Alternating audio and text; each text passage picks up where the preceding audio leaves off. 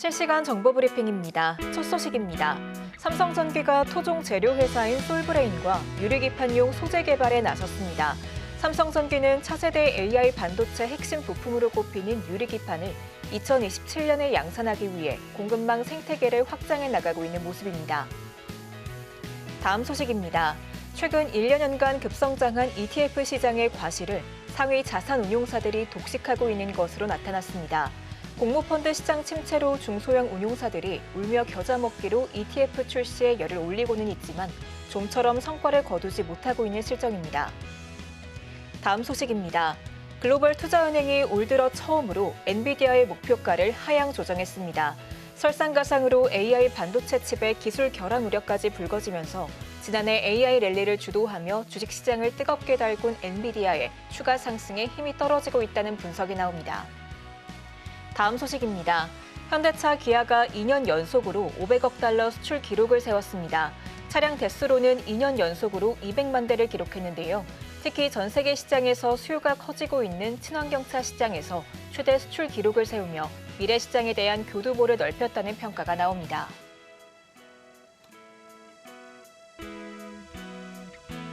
사인사색 주식 고수들의 매매 비결이 공개됩니다. 안녕하세요. 주식 포맷 진행의 우예진입니다. 코스피가 사흘 만에 상승 마감했습니다. 오늘 오랜만에 2차 전지주의 흐름이 좋았는데요. 여기에 더해 트럼프 행정부 경제팀이 관세를 매월 점진적으로 인상하는 방안을 검토 중이라는 소식이 전해지면서 인플레이션 우려가 소폭 완화된 점이 주가 상승을 이끌었습니다. 오늘의 빨간불이 내일 더 선명해질지 아니면 희미해질지 기대도 걱정도 많이들 되실 것 같은데요. 그렇다면 시장의 양방향에 모두 다 대응할 수 있는 방안 세워봐야겠죠. 오늘 방송 끝까지 함께 하시면서 수익 극대화할 수 있는 투자 방법 확인해 보시기 바랍니다. 그럼 주식 포맨 지금 시작합니다.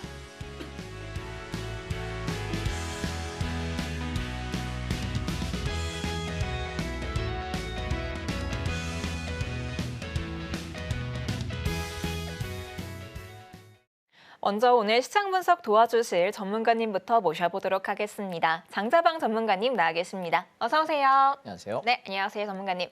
시청자분들께 인사 한 말씀 먼저 해주시죠. 예, 안녕하십니까. 장자방입니다. 주식시장이 우리가 올라가는 것 같지만 일주일 정도 올라갔다가 또 조정이 나오고 있죠. 아마도 봄까지는 계속해서 등락을 거듭하는 장이 아닐까라고 말씀을 드리고 있고요. 봄이 지나고 나서 우리나라에도 이제 대선이 차기 대선이 아마 결정이 조기 대선이 움직이고 나서 좀 불확실성이 해소되는 5월에서 6월 정도가 본격적인 상승 랠리가 아닐까라고 예측한다 말씀을 드렸고요. 올해의 상승 고점으로는 짧으면 여름 정도일 겁니다. 길어봐야 가을 정도 아닐까라고 생각하는데 여름에서 가을 정도에는 종목들을 정리하고 가셔야 되지 않을까라는 생각이고 그리고 아마 10월에서 11월 정도를 기점으로 시장은 또다시 꺾이지 않을까 이렇게 올해 한 해를 저는 파동을 보고 있습니다. 그렇기 때문에 지금 상반기에는 조정이 나올 때마다 종목들을 좀 매수하자라는 시각으로 저는 계속 말씀을 드리고 있고 올해 여러분께 주도주 섹터로 물론 우리나라는 반도체가 가장 강한 국가이긴 합니다만 저는 자동차가 꽤 오랫동안 묵직하게 밀고 갈 만한 섹터가 아닌가라고 말씀을 드리고 있고요. 그래서 이번에 11월 달에 조정 나올 때 반도체 종목 사놨던 거를 엊그저께 좀 차익 실현했고요. 그리고 조정을 이용해서 또 이제 슬슬 매집을 준비하고 있고 현재 자동차 섹터는 아직까지는 뭐 특별히 차익 실현하지 않고 들고 지켜보는 중인데요. 만약 좀 시장이 약하겠다 싶으면 차익 실현해버리고 다시 한번 조정을 이용해 싸게 사겠다. 이렇게 생각을 하고 있습니다. 우리가 주식을 하실 때 개인 투자자분들께 손해를 보는 분들과 수익을 보시는 분의 가장 큰 차이가 혹시 뭔지 아십니까? 시장의 주도 섹터 안에서 놀고 있는 분들은 물려도 기다리면 올라옵니다. 그런데 시장의 주도 섹터가 아닌 곳에서 매매를 하고 계시는 분들은 손해가 날 때 회복할 방법이 별로 없습니다. 무슨 얘기냐면 주식시장은 우리가 ETF까지 치면은 종목 수가 3,000개가 넘습니다. 3,400~500개쯤 될 텐데 그 많은 종목들 중에 올라갈 만한 걸 사야 우리가 수익을 보지 떨어질 거 사면 손해보는 건 당연하지 않습니까? 뒤집어 생각해 본다면 시장에 우리가 하루에 움직이는 거래 대금이 정해져 있어요. 근데 그 일정 금액이 어느 쪽으로 쏠리느냐에 따라서 이쪽이 오르기도 하고 이쪽으로 쏠리면 이쪽이 오르기도 하는 거예요. 그런데 중요한 건 3,500여 개의 종목을 모두 다 돈이 골고루 분배돼서 가는 경우는 없습니다. 단언컨대 시장이 급등 랠리라 하더라도 상승장에도 분명히 떨어지는 종목이 있거든요. 왜냐하면 수급이라는 얘기는 돈이기 때문에 돈이 어디에 더 시장에 관심이 몰리느냐가 주가를 올라가는 거라서 그래서 저는 그냥 제일 안전빵은 안전 마진이 붙는 쪽에 가 있는 게 낫지 않을까. 예를 들면 아파트를 얘기할 때 서울하고 지방 살래, 어디 살래라고 물어보면 당연히 서울 아파트 사는 게 유리하지 않습니까? 강북 살래, 강남 살래, 당연히 강남이 유리한 겁니다. 조정이 나와도 나중에 올라갈 때는 강남이 더 올라갈 것이고 조정이 나올 때 하락폭이 덜 하지 않습니까? 그렇기 때문에 우리가 주도주 섹터에서 노는 건 늘 여러분 명심하셔야 될 것 같고 오늘은 저는 조금 시간 여유가 있는 날이라서 주도주 섹터를 종목들을 전체적으로 한번 훑어드릴 테니까 어느 종목이 지금 살 수 있는 종목이고 어느 종목은 조금 더 들고 가야 될 종목인지 한번 같이 보면서 올 한 해 여름 정도까지의 상승장 구간 안에 내가 어떤 종목을 함께 봐야 될지 조금 관심 가지고 보시면 좋을 것 같습니다. 우리 증시 봄까지 등락을 거듭할 거고 또 5, 6월에 상승 랠리가 이어질 거다라고 전망 제시해 주셨습니다. 그 가운데에서 자동차 섹터를 눈여겨봐도 좋을 것 같다라고 조언까지 제시해 주신 만큼 투자에 참고해 보시기 바랍니다. 지난주 저희 전문가님께서 집중적으로 설명해 주셨던 반도체 섹터의 결과가 아주 좋았습니다. 코덱스 레버리지와 코덱스 반도체 비롯해서 반도체 종목들 모두 다 차익 실현하셨다고 들었는데요. 전문가님, 현재 주요 섹터들 어떻게 바라보고 계신지 설명해 주시죠. 한 종목씩 한번 살펴보겠습니다. 먼저 코덱스 반도체라고 하는 ETF입니다. 우리가 반도체 섹터 중에서 내가 어느 종목을 사기 좀 애매하다라고 할 때 저는 주로 지수 ETF를 많이 거래하는 편인데요. 코덱스 반도체 종목 코드는 091160입니다. 091160입니다. 자, 이 종목 같은 경우에는 저희가 조정을 받을 때 여기 지금 11월 달, 12월 달 조정 구간 안에서 27,000원에서 28,500원 요 구간에서 집중적으로 매수를 했고요. 그리고 쭉 올라올 때 이번 만기주에 상승을 했었죠. 그래서 만기주 목요일 날이었습니다. 전량 차익 실현 끝내겠다라고 말씀을 드렸습니다. 거의 고점에 팔았어요. 거의 최고점에 팔았고 조정이 조금 나오고 있는데 조정을 이용해서 저는 다시 한번 반도체를 살까라고 생각을 합니다.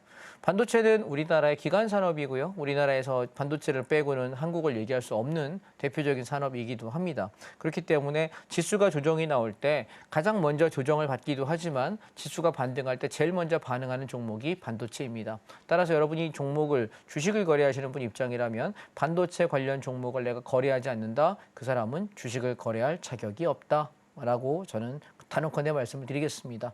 왜냐하면 1등주에서 내가 놀지 않으면 딴 거 만약에 여러분이 100억이 있어요. 어디가 집 사겠습니까? 물어보면 저희 강원도 산골짜기 사겠습니까? 서울 사겠습니까? 당연히 서울이잖아요. 서울 안에서 강북 살래 아니면 저희 강남 살래 당연히 강남 사지 100억 가지고 강북 가지고 나 100채 살래 그런 얘기는 안 하지 않습니까? 그죠? 그러니 우리가 항상 돈이 몰리는 것, 즉 소위 말해서 이게 망하는 주식할 때 제일 망하는 방법이 뭐냐면 싼 거 노리는 거예요. 왜냐하면 시장에서 평가가 저평가 가치주가 있긴 있어요. 가끔.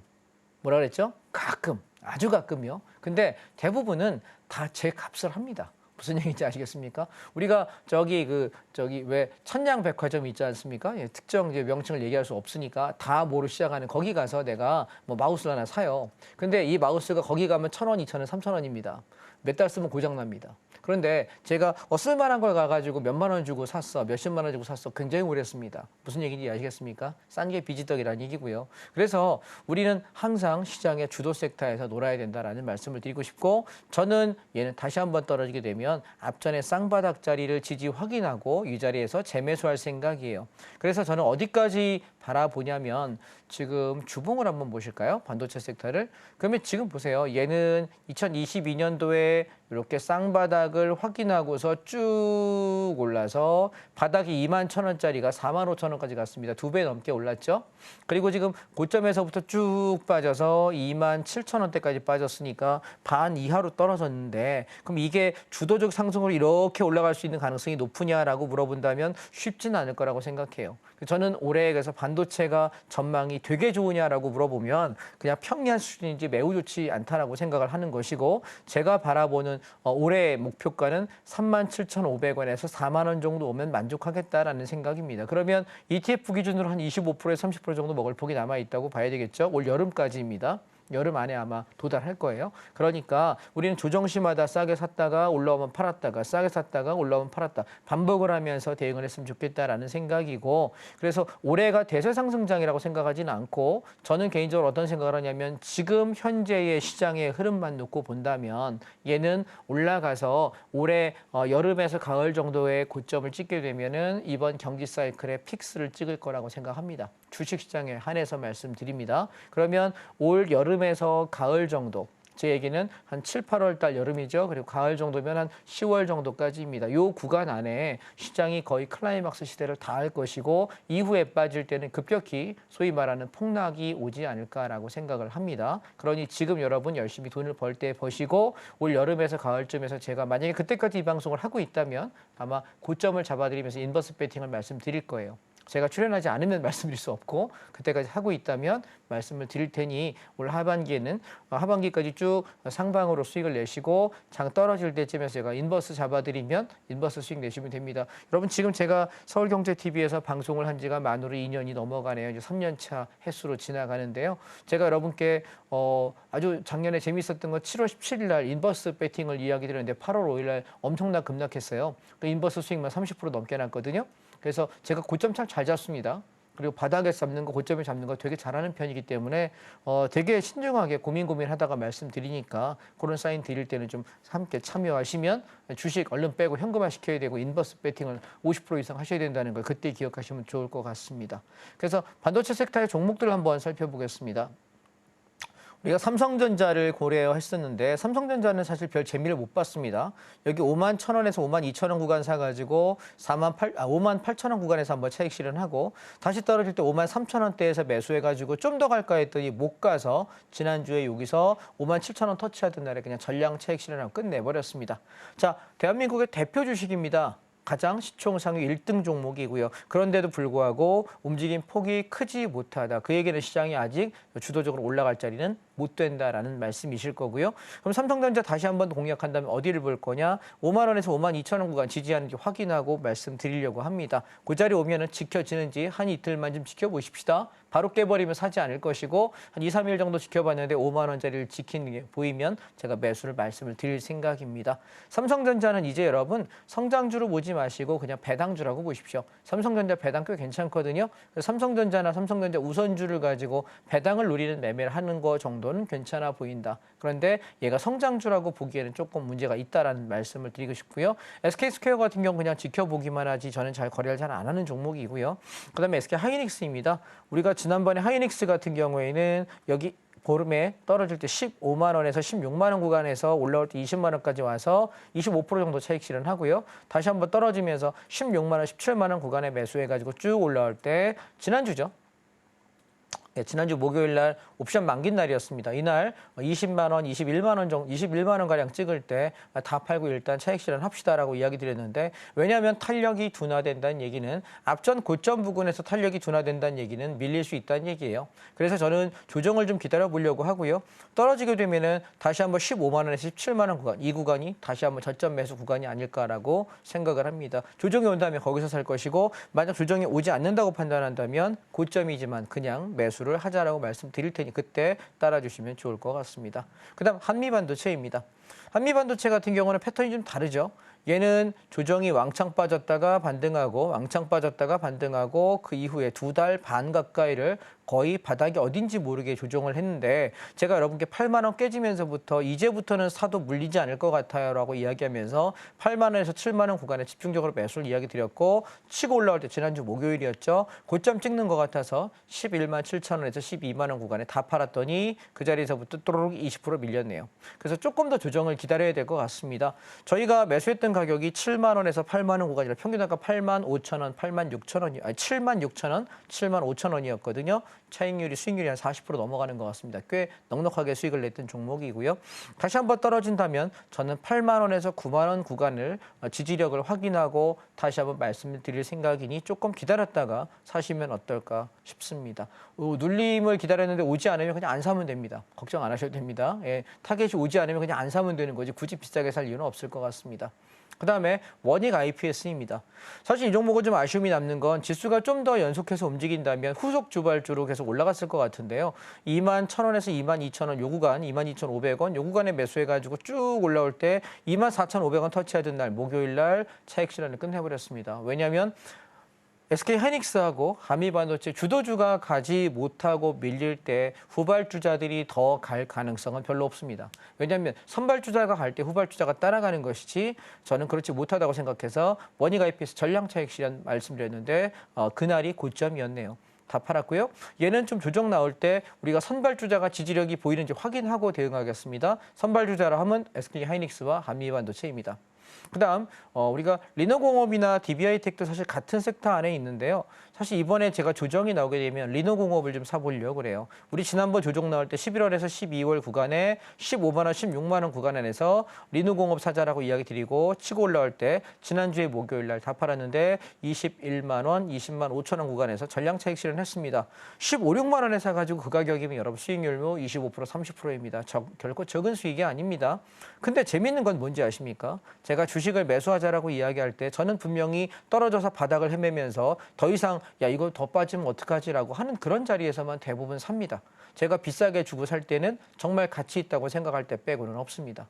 무슨 얘기냐면 우리가 가치 있는 것은 뭐냐면 내가 아파트를 3억에 분양받았는데 5억을 합니다. 그러면 3억에 산 걸 받은 사람 입장에서 5억은 비싼 돈입니다. 그런데 어떤 사람은 5억에 삽니다. 그런데 그 5억에 사는 사람이 바보냐? 아니요. 이 사람은 이게 10억 갈 걸 보고 사는 거예요. 그러니 3억에 판 사람 와 2억 벌었다 좋다라고 하지만 5억에 사서 10억에 팔 사람은 5억의 차익이 눈에 보이기 때문에 2억 오른 거 정도는 얼마든지 값을 지불할 수 있는 것입니다. 무슨 말씀인지 이해하실까요? 근데 누군가는 그 10억에 그 아파트를 팔 거 아닙니까? 그러면 10억에 팔 때 야 나는 여기서 3배가 올랐는데 여기서 이거 사주는 사람 저 사람들 물리면 어떡하지? 걱정하잖아요. 근데 이 사람들은 뭘 생각하는 걸까요? 15억, 20억 가는 걸 생각하고 사는 겁니다. 자, 무슨 얘기냐면 더 성장하고 더 값어치가 있을 거라고 생각하는 그것은 우리가 사도 되는 겁니다. 그런데 내가 더 성장 가치가 없다라고 생각한다면 주가는 빠지는 게 아닐까 생각합니다. 제가 약간 여담을 말씀드려보면 2007년도에 리먼 사태가 있었습니다. 그때 제가 그 과외를 수업을 했었는데 그 수업을 하던 아이의 집이 목동 아파트였습니다. 근데 그때 한 10억 5천 정도 했던 걸로 기억합니다. 근데 그 아파트가 거의 고점이었어요. 제가 과외하러 가서 학부모님께 어머니 이거 집이 이제 거의 고점인 것 같은데 파시는 게 어떨까요? 라고 얘기했는데 안 파셨어요. 근데 그러고 나서 딱 한 달 반 뒤에 리먼 사태가 터졌습니다. 이유가 뭐였냐면 주가가 거의 차트가 꼭지에서 폭락을 바로 앞두고 있는 차트였기 때문에 저 정도의 폭락이면은 부동산도 멀쩡할 수 없다라고 생각했었거든요. 근데 10억 5천 하던 아파트가 얼마까지 빠졌냐면 6억 7천이 최저가까지 빠졌습니다. 수익 얼마나 빠졌을까요? 거의 40% 빠졌어요. 그런데 얘가 다시 10억대까지 회복하는 데 소요되는 시간은 7년 걸렸습니다. 되게 오래 걸렸죠. 근데 지금 목동 아파트 얼마나요? 20억이 넘었네요. 자, 생각 가만히 한번 해보세요. 무슨 얘기를 드리고 싶은 거냐면 가치가 있는 거는요. 일시적으로 금융위기 와서 폭락하더라도 걔는 시간이 가면서 몇 년의 세월이 흘러가면서 다시 회복하고 더 올라갑니다. 그런데 우리가 가치가 없는 것은 별로 오르지 않습니다. 무슨 얘기인지 이해하실까요? 예를 들어서 저 강원도 속초에 있는 바닷가에 한 30년, 40년 된 엘리베이터가 없는 나홀로 아파트가 있다고 칩시다. 그 아파트는요, 20년 전의 가격이나 지금 가격이나 몇 천 차이 안 납니다. 왜 그럴까요? 값어치가 별로 없기 때문입니다. 여러분, 주식을 보실 때 제가 왜 부동산 얘기를 하나 예를 들었냐면 얘는 향후에도 값어치가 있을 만한 섹터인지를 보시라는 얘기예요. 이해하실까요? 오케이? 예. 우리가 농담 삼아 그런 얘기 하거든요. 아파트 한참 올라갈 때는 개집을 사더라도 강남에서 사라고 이야기를 해요. 왜냐하면 걔가 그 자산 가치가 올라가는 속도가 다르거든요. 그러니까 우리가 부동산을 비유를 제가 드렸지만 주식으로 더 모아서 똑같아요. 내가 그럼 어느 섹터, 주식시장 안에서 섹터별로 볼 때 어디가 강남이야, 어디가 서초야, 어디가 송파야라고 만약에 묻는다면 뻔한 거 아닙니까? 자동차하고 반도체하고 바이오 섹터입니다. 우리나라는 그 세 개밖에 없어요. 2차 전지도 있지만 지금 이제 얘는 저 밑을 밀려버렸죠. 선호도에서. 그러니까 그 섹터 안에서 놓으시면 될 것 같고 그 섹터에 제일 괜찮은 종목들 몇 개를 꽂아놓고 계속 얘만 돌려가면서 매매하시면 돼요. 이해하셨나요? 지금 보시면 제가 여기 반도체 종목 관련해가지고 딱 10종목 골라놨거든요. 10종목 여기 보시면 관심 종목에 보이시죠? 10개인데 이 중에 제가 주로 거래하는 종목은 5개밖에 안 돼요. 그중에 제일 좋아하는 건 두 종목이고요. 얘만 계속 돌아가면서 몇 년째 매매하고 있는데 희한한 건 손해가 안 나요. 그리고 계속 돈을 벌어요. 하락장 폭락장에도 손해가 안 나요. 왜? 기다릴 줄 아니까요. 패턴 볼 줄 아니까요. 여러분들 그런 매매하시면 어떨까요? 사실 주식은요. 심심해야 돼요. 할 게 없어야 되고 어쩌다 한 번씩 해야 돼요. 이거 맨날 주식하는 사람이 바빠? 잘못된 거예요. 단타 치고 있는 거고 스캘핑하는 거거든요. 근데 그런 사람이 돈을 잘 벌 확률은 별로 없어요. 주식하고 단타하고 스캘핑하면서 몇 달 벌 수 있어요. 운이 좋으면 1, 2년 벌지 모르겠어요. 근데 5년 뒤에 10년 뒤에 돈을 가지고 있냐 물어보면 거의 안 가지고 있어요. 이해하십니까? 그러니까 우리 그런 거 하지 맙시다. 아시겠죠? 피 마르게 단타 쳐봐야 나중에 야금야금 모아서 1,000만 원, 2,000만 원, 3,000만 원 벌 수 있어요. 근데 한 방에 다 날아가서 몇 억씩 날아가는 게 이 바닥이고 단타는 절대로 성공하기 어렵습니다. 왜? 내가 절제력을 계속 갖추기 어려우니까요. 그래서 반도체 섹터에서는 이 정도 종목이면 충분하지 않을까 말씀드리고 싶고, 자, 다음 자동차로 한번 넘어가 보겠습니다. 자, 올해 제가 올 한 해 가장 성장성이 좋고 가장 흔들지 않고 편안하게 돈을 벌 수 있는 섹터가 어디라고 얘기 드렸냐면 누누이 자동차라고 이야기를 계속 드렸습니다. 누누이. 자, 왜 그랬냐면 트럼프가 당선될 거에 대해서 여러분 제가 작년 여름부터 누누이 떠들었죠. 다른 사람이 누가 와도 트럼프 이기기 어렵다라고 말씀을 드렸습니다. 자, 결과적으로 트럼프가 당선이 됐습니다. 그리고 트럼프가 당선될 때 우리가 하나의 히든 페이스가 들어왔던 게 누구였죠? 일론 머스크였죠.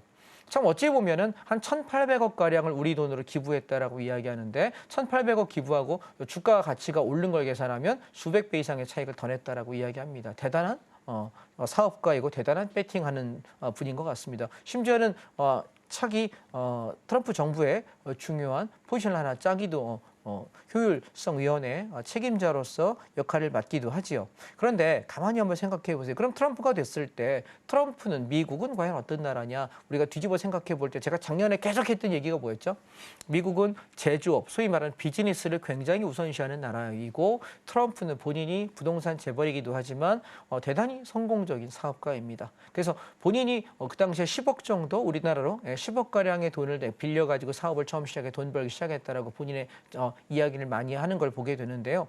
그럼 트럼프 입장에서는 미국은 위대한 나라, 위대한 Great America를 얘기하잖아요. 그때 왜 Great이라고 얘기하냐면 앞으로 미국은 뭘로 성장할 거냐면 제조업 분야 그리고 AI 인공지능 분야에서 성공할 거야. 이걸로 계속 산업을 끌고 갈 거야라는 얘기를 수도 없이 많이 합니다. 그런데 우리나라에서는 그 AI 섹터에 내가 들어갈 수 있는 성장 섹터가 뭐가 있냐라고 얘기해 반도체밖에 없어요. 이해하십니까? 반도체. 그러면 SK 하이닉스하고 한미 반도체 빼놓고 들어가기 힘들고 삼성전자는 지금 낄 수가 없는 판때기가 돼버렸습니다. 그래서 하이닉스하고 계속해서 한미 반도체 이야기를 자꾸 드리고 있는 것이고 그다음에 두 번째, 미국은 여러분 땅덩어리 무지하게 커서요. 동네 마트 갈래도 걸어가기 어렵습니다. 거기다 총질하는 나라잖아요. 그러니까 그 나라는 해만 좀 떨어져도 절대로 걸어 다니기 위험한 나라거든요. 자동차가 필수품이에요. 그런데 제가 여러분 무슨 얘기 드렸죠? 자동차가 경기가 좋을 때는 새 차를 삽니다. 내가 벌이가 좋으면 타다가 좀 더 좋은 차, 내가 타고 싶은 차를 타기도 하고 더 좋은 차로 업그레이드를 하죠. 자주 바꾸기도 하고요.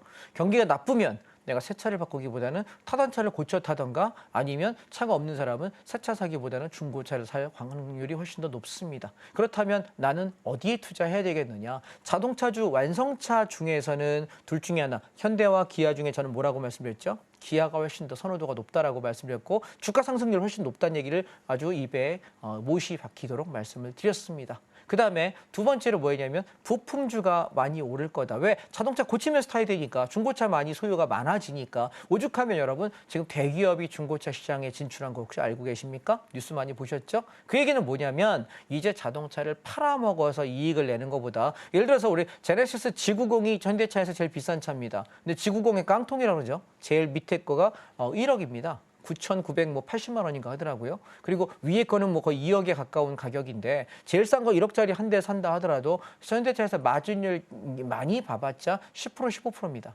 1,000만 원에서 1,500만 원밖에 마진 못 벌어요. 그럼 팔고 나면 그 이상 현대차는 벌 돈이 없지 않습니까? 그럼 뭘로 해야 되냐면 얘가 고장이 좀 나야 돼요. 이해하십니까? 너무 고장만 나면 그 회사 망합니다. 그러니까 엔진 오일 갈 때 오일도 좀 팔아먹고, 브레이크 라이닝 갈 때 라이닝도 팔아먹고, 미션 오일도 팔아먹고, 내가 저 활대 링크도 팔아먹고, 그죠? 쇼바도 좀 팔아먹고, 그죠? 이런 거 오모기아도 팔아먹고 이런 거 해야 돼. 그래야 자동차 회사가 돈을 번단 말입니다. 그러면 우리가 내가 중장기로 볼 때 경기가 좋든 나쁘든 우상향할 수 있는 건 뭐냐라고 물어보면 자동차 필수품인 세상인 건 당연한 건데 우리나라 입장에서는 그러면 뭐가 제일 좋으냐 물어보면 자동차 부품주가 왔답니다. 1등입니다. 아시겠습니까? 상식적으로 생각해 보시면 우리가 경기가 나쁠 때는 새 차가 잘 안 팔리고 당연할 거고 글로벌 경기도 안 좋으면 여러분 미국 한번 가보시면요.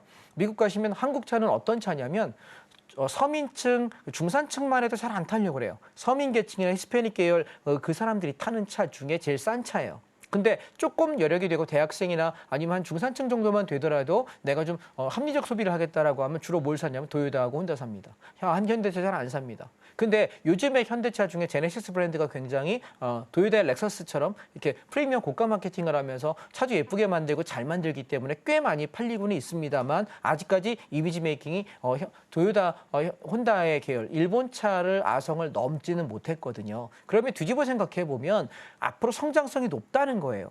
무슨 말씀인지 아시겠습니까? 그래서 저는 우리나라의 자동차 산업이 전 세계 탑5 안에 들어갔다는 건 굉장히 고무적인 일이고요. 6.25 전쟁 겪은 나라에서 자동차 역사가 100년도 안 되는 나라에서 전 세계에서 탑3, 탑5 안에 왔다 갔다 하는 건 대단한 겁니다. 그래서 우리나라가 자동차와 반도체 이 두 개 가지고 먹고 사는 나라인데 지금 반도체는 삼성전자가 죽쓰고 있는 바람에 힘을 못 쓰죠. 다시 화이팅 했으면 좋겠는데 당분간은 쉽지 않아 보이고요. 객관적으로 보시면 지금 성장 섹터로 제일 괜찮은 건 자동차밖에 없습니다. 그래서 올해 자동차가 좋을 거라고 계속 작년부터 말씀을 드렸던 것입니다. 자, 그럼 보시죠. 코덱스 자동차입니다. 091180입니다. 제가 지난 8월 5일 날 급락하던 날에 사가지고 여기 얼마 17,500원에 매수 이야기해서 19,500원에 팔면서 수익률 20% 차익 실현했고요. 조정 나올 때 또 한 번 사서 17,500원부터 18,200원 사이에서 매수해가지고 올라올 때 19,500원 찍던 날 다 팔고 나왔고요. 다시 기다려서 한 2달 가까이 기다렸다가 여기 17,500원에서 18,200원 구간 조정 시에 매수해서 현재 들고 있는 상태이고 현재 수익률 10% 좀 넘어가고 있습니다. 저는 아직 팔 생각은 없습니다. 왜? 얘가 올라갈 자리가 한참 남아 있거든요. 그래서 만약 흔들릴 것 같으면 제가 차익 실현 한번 말씀을 드릴게요. 그래서 한번 차익 실현하고 조정을 이용해 또 사면 될 것이고 만약 그런 게 없다면 그냥 들고 가보시죠. 조정이 엊그제 미국장 빠졌지만 저는 자동차는 들고 가보세요라고 이야기했던 건 크게 빠질 것 같지 않아서 그냥 견뎌보자라고 이야기 드렸던 거고요. 자, 그럼 자동차 섹터에 완성차가 있고 부품주가 있다 그랬죠? 두 개 한번 차트 보겠습니다. 자, 우리 앵커님. 지금 차트 한번 보시죠. 제가 지금 시청자 여러분께 여쭤보고 싶은데 시청자님이 저랑 소통을 못 하시니까 이쪽에다 한번 옆에 계신 분께 여쭤보겠습니다. 자, 먼저 기아 차트입니다. 그다음에 두 번째는 현대차 차트입니다. 자, 차트 모양으로 볼 때는 뭐가 더 좋아 보이세요? 현대차, 기아. 현대차요. 현대차가 좋아 보여요? 자, 이유는요? 다시 한번 보여주시겠어요? 자, 현대차요. 자, 보세요. 제가 먼저 설명을 잠깐 드릴게요. 장이 얘는 이렇게 해서 앞에 조정이 나오고 눌림을 줬다가 쌍바닥하고 올라갔는데 앞전 고점을 돌파한 적이 없어요. 그리고 다시 내려올 때 얘는 저점을 이탈해버리고 나서 투매 이후에 쌍바닥하고 현재 올라가고 있는 게 현대차이고요. 네. 그다음에 두 번째는 기아를 한번 보시죠.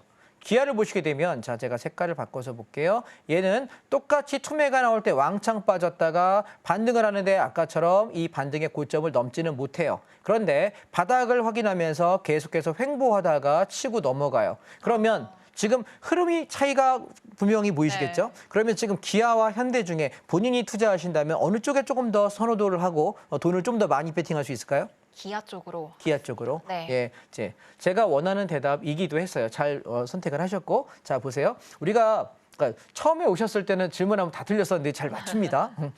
짬밥이 쌓이셨습니다. 자, 보이시죠? 그러면 우리가 왜 이렇게 기아를 제가 괜찮다라고 말씀드리냐면 보세요. 우리가 원래 떨어졌을 때 정상적인 흐름이면 이렇게 급락이 나왔다가 반등 나올 때 반등의 탄력이 좋은 종목이 더 점수가 높습니다. 그런데 중요한 건 얘가 떨어질 때 저점을 이탈하고 떨어질 때 떨어지는 폭이 별로 없어요. 그 얘기는 하락장에 바닥 경쟁력이 좋다는 얘기고 이후에 다중바닥을 형성하면서 나 여기 안 깰 거야라는 걸 충분하게 신뢰도 있게 보여준 상태에서 올라가는 거기 때문에 저는 이 구간에 11월 달에 기아를 집중적으로 매집하시라고 이야기를 되게 많이 드렸던 것 같습니다. 그리고 지금 12월 1월 달까지 올라오면서 차익 실현 특별히 없이 그냥 쭉 끌고 가고 있는데 저희가 매수했던 가격이 9만 원에서 9만 5천 원 구간이거든요. 근데 지금 10만 5천 원 정도 되니까 10한 2, 3% 정도 올라온 것 같습니다. 좀 편안하게 올라갈 수 있는 종목이 얘가 아닌가라는 생각이고요. 또한 올라가는 폭 또한 얘가 많이 흔들고 매집이 충분히 끝났기 때문에 올라가는 힘도 꽤 괜찮고 앞전 고점을 돌파하는 모습을 볼 수 있습니다. 따라서 이번에 기아가 올라갈 때 저는 어디까지 볼 거냐면 1월 중에는 아마 12만 원에서 13만 원 구간까지 올라올 거예요. 여기쯤 오면 전 차익 실현하고 다시 빠졌다가 다시 조정 이후에 매수할 생각을 하고 있고요. 자, 주봉을 한번 보시게 되면 올해 우리가 기아가 올라갈 수 있는 폭은 이 앞전 고점 13만 원대까지 가는 데는 무리가 없을 거라고 생각하고 만약 13만 원, 13만 5천 원 이 고점에 하나, 둘, 세 번째 고점을 관통하는 모습을 보인다면 최대 폭은 17만 원에서 18만 원, 가을 안쪽에 여름에서 가을 안쪽에 여기 도달하면 저는 기아는 목표가를 다 했다라고 판단하도록 하겠습니다. 그러니 가능성 열어놓으시고 한번 보시고 13만 원, 13만 5천 원에서 더 이상 가지 못하면 차익 실현 돌파된다면 17, 8만 원까지 그대로 오버슈팅 보도록 하겠다 말씀을 드리면서 기아는 강력하게 홀딩하고 있습니다. 그다음 현대차를 보십시오. 현대는 보시게 되면 얘가 떨어질 때 낙폭도 기아보다 훨씬 컸고요. 쌍바닥 찍고 올라가는데 이번 반등이 엊그저께는 장대양봉을 세웠습니다만 지금 아직 힘이 약한 편입니다. 우리가 현대차와 기아 중에 시총을 놓고 보면 지주사 역할을 하는 것은 현대차입니다. 현기라고 하죠. 그죠? 원래는 여러분 저기 대문자로 보면 가나다라 순서면 기아가 먼저 아니에요? 기현이 맞잖아요. 그죠? 근데 현기차라고 불러요. 왜냐하면 현대가 더 파이가 큽니다. 그런데 나중에 우리가 상승장, 본격적인 상승장을 만나면 현대차도 상승률이 굉장히 좋습니다. 그런데 일반적인 상승 구간, 일반적인 시세를 왔다 갔다 하는 그 구간 안에서 현대, 기아차는 그렇게 강도가 높지 못합니다. 따라서 투자자 입장에서는 현대차와 기아 중에 완성차는 뭐가 더 좋으냐라고 물어보면 기아가 훨씬 더 낫고요. 대신 우리가 만약 기아가 막 치고 가는데 내가 추격하기가 좀 그래, 좀 늦게 샀어. 그럴 때는 주로 뭐냐면 대체적으로 현대를 사도 나중에 클라이막스에는 거의 비슷하게 올라가거든요. 그래서 조금 답답은 합니다만 묵직하게 늦게 사는 사람, 후발주자 입장에서 현대차를 사도 무방하다라는 생각을 합니다. 그래서 올해 현대차가 올라갈 목표가는 27만 원에서 30만 원 구간까지 가는 것은 어렵지 않을 것 같다. 그래서 여름 안쪽 저기까지 도달하는 걸 생각하시고 조정시마다 매수 잡아서 끌고 가시는 전략 보시고요. 주봉을 보시게 될 때 고점은 29만 9,500원입니다. 대략 30만 원쯤 되거든요. 그래서 이번 장에 올라갈 때 아마 얘가 이 고점을 돌파하든지 아니면 찍고 밀리든지 하지 않을까 싶어요. 그래서 29만 원, 30만 원 언저리까지는 충분히 갈 여력이 있는 종목이기 때문에 얘는 조정마다 꾸준하게 사는 걸 권한다라는 얘기를 지금 열심히 떠들고 있는데 어떤 분들은 제가 싸게 사다라고 얘기하는 이 자리에 샀을 것이고 20만 원, 21만 원 구간에서 사자고 여기서 사자고 여기서 재매수하자고 얘기 샀을 것이고 어떤 분들은 꼭 보면은 눈으로 올라가는 거 보이고 나서 10%, 20%막 올라가거나 하면 20, 30% 올라가면 그때 가서 추격을 하시더라고요. 근데 여러분 스스로 한번 돌아보세요. 나는 쌀 때 사는 사람인지 비쌀 때 꼭 추격하는 사람인지. 쌀다고 얘기해도 보통 안 사거든요. 왜 그러냐면 자기 눈에 안 보여요. 왜냐하면 이게 바닥인 게 안 보이는 거예요. 공부가 되지 않아서. 그런데 자기 눈에 보이면 쌀 때 사는 게 제일 좋은 겁니다. 이해하셨습니까? 원래 주식도 장사도 뭐 하는 겁니까? 쌀 때 사서 좀 비싸게 팔아 이문이 남는 겁니다. 꼭 비쌀 때 사가지고 쌀 때 팔면 손해가 남는 것이고요. 그러니 제일 주식의 첫 번째는 뭐냐면 좋은 종목을 쌀 때 사는 겁니다. 조정이 왔다고 이야기하는데 조정이라고 생각을 못하게 되면 매우 난감하겠죠. 오케이? 우리가 여러분 주식을 하시는 분께 제가 드리는 하나의 비유가 이런 걸 말씀드립니다. 여러분 만약에 여러분이 인재를 스카우트하는 헤드헌터라고 생각해 보실까요? 저 사람이 이제 사회초년생이고 1년, 2년, 3년밖에 안 돼서 2, 3년밖에 안 돼가지고 굉장히 성실한데 능력이 굉장히 자기 연차에 대비 뛰어나요. 근데 저 사람이 5년 뒤에 10년 뒤에는 상당한 능력을 갖출 거고 몸값이 되게 많이 오를 거예요. 그럼 그 사람은 언제 우리가 스카우트하는 게 제일 좋을까요? 2, 3년 차 정도 돼서 웬만큼 실물 좀 익혔고 이 바닥 돌아가는 게 어느 정도 아는 사람을 나는 비교적 저렴한 근데 본인 몸값보다 좀 더 센 가격을 주면서 감사합니다 하고 오게 만드는 게 제일 좋은 헤드헌터일 겁니다. 그런데 5년 뒤에 10년 뒤에 이 사람이 엄청나게 몸값이 뛴 상태에서 살려고 들면 그 사람에게 상당히 많은 비용을 지불해야 될 겁니다. 우리는 주식을 그런 관점에서 한번 생각해 보시죠. 바닥 찍고 확인하고 슬슬 올라가려고 폼 잡으면서 이제 좀 성과를 보이려고 할 때 나는 그때 사야 되는 겁니다. 그게 여러분 작년에 제가 11월 달, 12월 달에 자동차를 논했고 반도체를 논했을 때가 그때라는 생각입니다. 지금은 여러분 어디쯤 왔을까요? 무릎을 넘어서 이제 허리쯤까지 올라올까 말까 하는 위치일 거예요. 아직까지 어깨나 머리까지 온 건 아니기 때문에 다시 한번 눌리면 사는 것이고 눌리지 않으면 그냥 횡보하는 시기에 내가 그냥 사는 방법밖에 없지 않을까 말씀을 드리고요. 그다음에 제가 여러분들께 부품주를 얘기할 때 보통 4개의 종목을 얘기 드렸습니다. 첫 번째 SL입니다. 자, 똑같은 시기였죠. 11월에서 12월 구간 조정 시에 바닥자리에서 사라 이야기 드리면서 지금 꽤 많이 올라오고 있죠. 저는 어디까지 보냐면 38,000원에서 4만 원 언저리까지 바라보고 이 종목을 건들고 있습니다.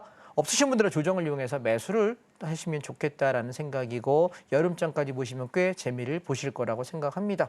그다음에 현대모비스입니다. 현대모비스는 누누이 말씀드렸는데 되게 센 거라고 그랬죠. 그래서 우리가 8월 5일 날 급락 그리고 눌림을 이용해서 재매수할 때 21만 원대에서 매수해서 끌고 올라와서 여기 26만 원 이상 팔아먹고 다 조정 이용해서 지금 사고 싶은데 그다지 좋은 자리가 아니라서 조금밖에 살 수 없는 위치예요. 그리고 지금 가고 있어서 얘는 보시면 조정다운 조정을 한 적이 있나요? 그 뒤로 한 번도 없네요. 소위 값이 나가는 값어치가 있는 것은 조정을 잘 하지 않습니다. 무슨 말씀인지 아시겠죠? 그다음이요. 만도 보시죠. HL 만도. 마찬가지죠. 우리가 여름장에 8월에 그리고 조정을 이용해서 9월에 조정을 이용해서 사고 팔고 눌림 이용해서 일부 사고 팔고 일부 사고 팔고 계속 보시면 얘는 어때요? 만도는 완전히 죽여놨다가 2, 3주 죽여놨다가 빵 치고 올라가고 2, 3주 죽여놨다가 빵 치고 올라가고 이게 패턴이에요.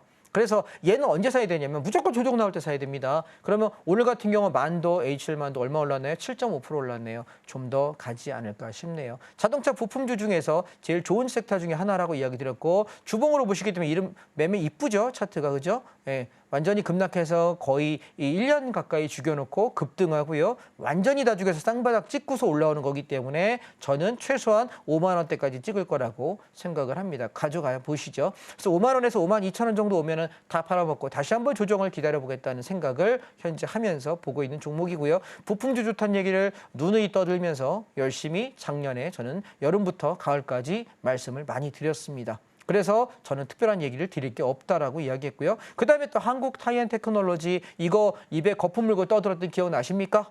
예. 얘도 우리가 10월 말부터 밑에 35,000원, 36,000원, 37,000원 제발 좀 사라. 올라갈 때 4만 원에 팔아먹고 눌림을 이용해 제발 좀 사라. 4만 원에서 반 팔아먹고 나머지 버티고 있는데요. 얘도 마찬가지로 부품 수요 꽤 높을 거라고 생각합니다. 자동차 수요가 높으면 자동차 운행할 때마다 제일 먼저 우리가 교환하는 것이 뭡니까? 제일 자주 오는 주기가요. 엔진 오일이 제일 많이 오고 그다음에 오는 것이 타이어는요. 보통 2, 3년 타면 한 번씩 교체를 해야 됩니다. 그런데 앞으로 전기차 세상, 자율주행차 세상에 오면 타이어 소모량이 10%에서 15%가 늘어난답니다. 그래서 제가 한국 타이어테크놀로지 좋다는 얘기를 입에 거품 물고 떠드는 거고요.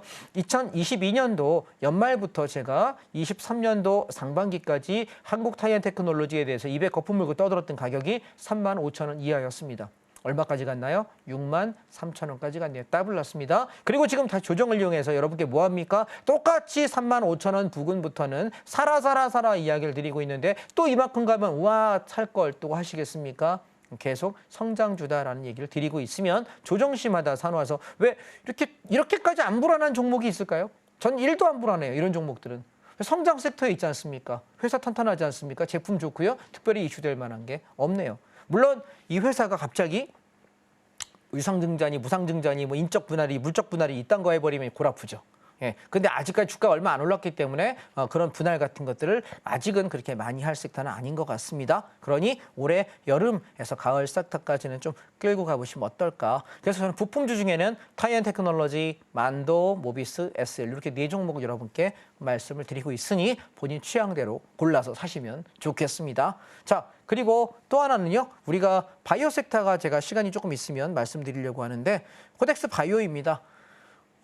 좀 안타까운 얘기지만 4년에서 6년마다 우리나라는 전염병이 돈 지가 지금 한 15년 됩니다. 혹시 기억하십니까?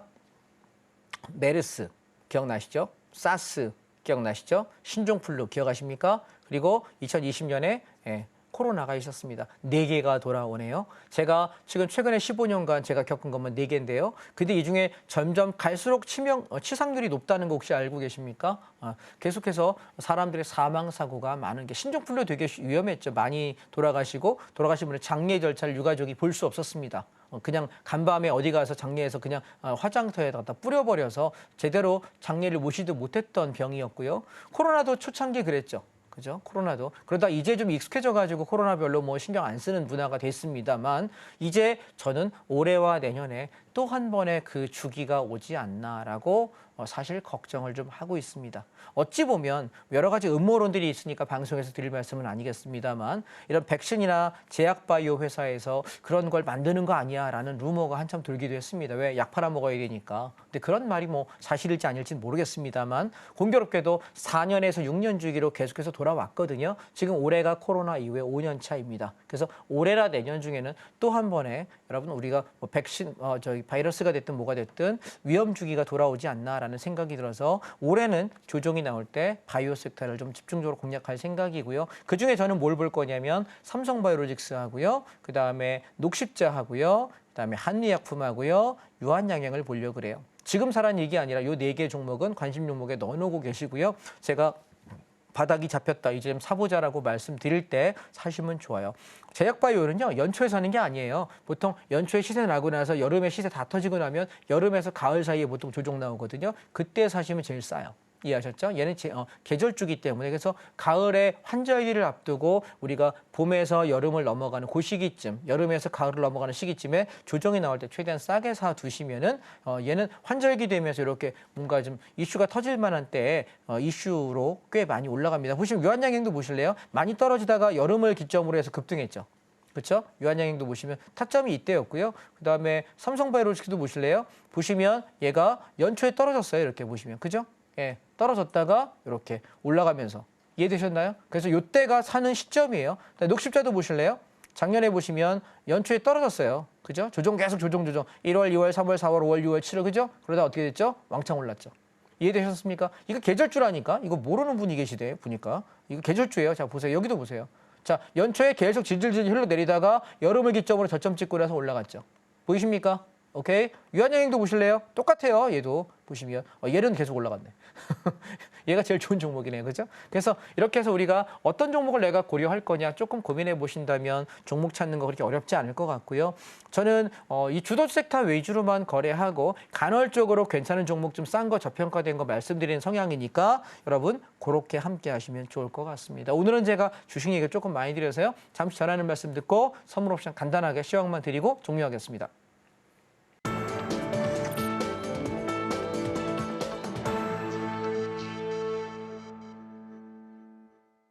이어서 저의 주식 포맨의 하이라이트다라고 할 수 있는 시간입니다. 바로 전문가님의 성공 투자 비결을 배워보는 시간인데요. 전문가님, 오늘도 선물 옵션에 대한 강의 준비해 주셨죠? 예, 오늘은 제가 주식 얘기한다고 시간을 다 써버려서 상승하고 하락 패턴 딱 2개만 간단하게만 언급드리고 다음 시간에 좀 더 상세하게 설명을 드려보겠습니다. 주식은 오르기도 하고 내리기도 합니다. 그런데 올라가야만 수익을 내고 하락할 때는 손해가 나죠. 그런데 선물 옵션은요. 주가가 빠질 때는 선물 매도나 풋옵션을 통해서 주가가 빠지는 방향으로 배팅해서 수익을 낼 수 있고요. 하락할수록 수익이 나요. 재밌죠? 그다음에 우리가 또 지수가 올라갈 때는 선물을 매수하거나 콜옵션을 사서 수익을 낼 수 있거든요. 그러니 선물 옵션의 장점은 뭐냐면 올라갈 때는 올라가는 방향의 배팅에 수익을 낼 수 있고 하락장에는 하방의 배팅에서 수익을 낼 수 있다. 그러니까 방향만 맞추면 되는 거예요. 어렸을 때 짤짤이 해보셨습니까? 그래서 홀짝 해서 홀 그러면 여기다 500원 걸고 짝 그러면 1000원 걸고 했던 거 기억나십니까? 똑같습니다. 그러니 나는 방향만 맞추면 된다. 그래서 어찌 보면 우리가 3,500개쯤 되는 종목들 중에서 올라가야 될 종목만 찾는 것이 훨씬 어렵거든요. 그런데 내가 이 종목들 중에서 올라갈 수도 있고 내려갈 수도 있는데 나 올라가는 방향 배팅했는데 틀렸네? 장 빠지는 건 뭐예요? 손절 짧게 하고 하방으로 바꿔주면 되는 거예요. 반대로 나 하방을 일 줄 알았더니 올라가네? 그럼 뭐예요? 손절만 짧게 하고 상방으로 갈아타주기만 하면 되거든요. 그게 훨씬 편하다는 거. 자, 그럼 사례를 한번 보시죠. 자, 1월 13일 날입니다.